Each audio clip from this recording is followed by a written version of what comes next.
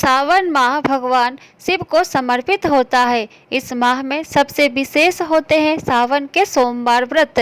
धार्मिक मान्यताओं के अनुसार सावन के महीने में सावन सोमवार का व्रत रखकर अगर सावन सोमवार की कथा की जाए तो इससे जीवन के सभी दुखों का अंत होता है। साथ ही भगवान शिव अपने भक्तों की सभी मनोकामनाएं पूर्ण करते हैं। तो आइए सुनते हैं सावन सोमवार की व्रत कथा। इससे पहले चैनल को सब्सक्राइब नहीं किए हैं तो चैनल को सब्सक्राइब कर ले।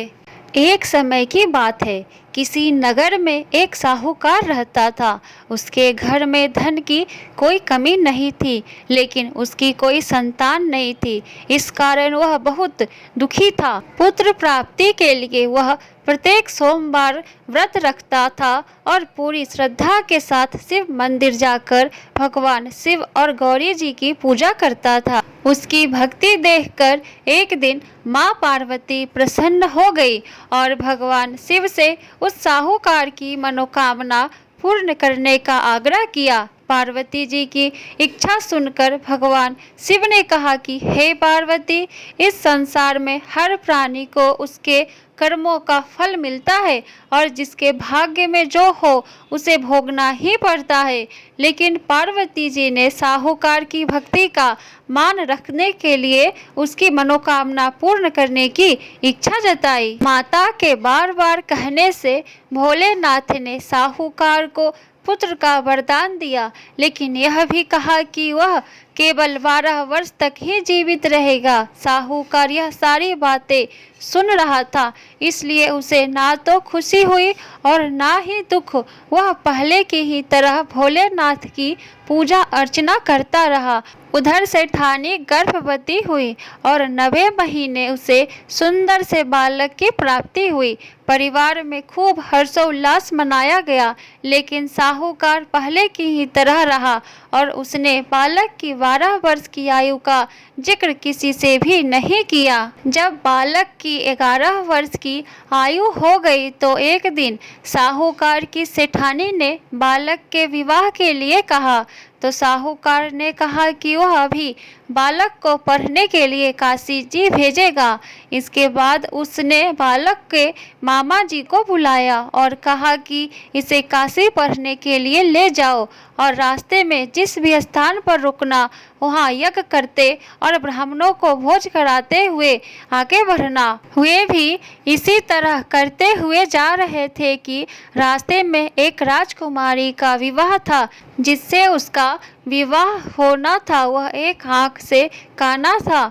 तो उसके पिता ने जब अति सुंदर साहूकार के बेटे को देखा तो उनके मन में आया कि क्यों ना इसे ही घोड़ी पर बिठाकर शादी के सारे कार्य संपन्न करा लिया जाए। तो उन्होंने मामा से बात की और कहा कि इसके बदले में वह अथाह धन देंगे। तो वह भी राजी हो गया। इसके बाद साहूकार का बेटा विवाह की वेदी पर बैठा और जब विवाह कार्य संपन्न हो गए तो जाने से पहले उसने राजकुमारी की चुनरी के पल्ले पर लिखा कि तेरा विवाह तो मेरे साथ हुआ है, लेकिन जिस राजकुमार के साथ भेजेंगे वह तो एक आँख का काना है। इसके बाद वह अपने मामा के साथ काशी के लिए चला गया। उधर जब राजकुमारी ने अपनी चुनरी पर यह लिखा हुआ पाया तो उसने राजकुमार के साथ जाने से मना कर दिया। तो राजा ने भी अपनी पुत्री को बारात के साथ विदा नहीं किया। बारात वापस लौट गई। उधर मामा और भांजे काशी जी पहुंच गए थे।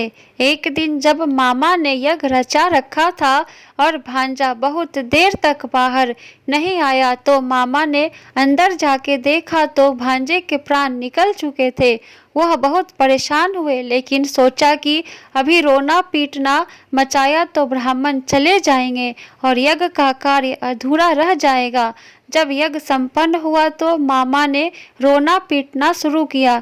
उसी समय शिव पार्वती उधर से जा रहे थे तो माता पार्वती ने शिवजी से पूछा कि हे प्रभु, ये कौन रो रहा है।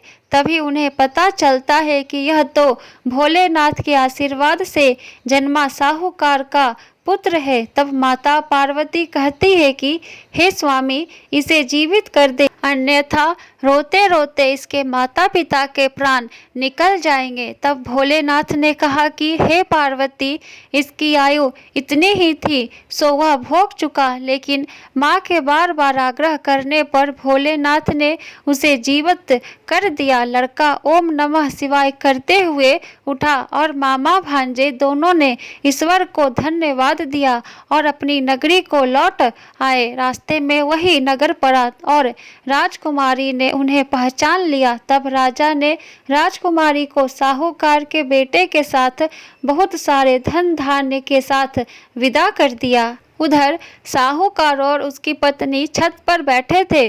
उन्होंने यह प्रण कर रखा था कि यदि उनका पुत्र सकुशल न लौटा तो वह छत से कूदकर अपने प्राण त्याग देंगे। तभी लड़के के मामा ने आकर साहूकार के बेटे और बहू के आने का समाचार सुनाया, लेकिन वे नहीं माने। तो मामा ने शपथ पूर्वक कहा तो दोनों को विश्वास हो गया और दोनों ने अपने बेटे बहू का स्वागत किया। उसी रात साहूकार को स्वप्न में शिवजी ने दर्शन दिया और कहा कि तुम्हारे पूजन से मैं प्रसन्न हुआ। इसी प्रकार जो भी व्यक्ति इस कथा को पढ़ेगा या सुनेगा उसके समस्त दुख दूर हो जाएंगे और मनोवांछित सभी कामनाओं की पूर्ति होगी।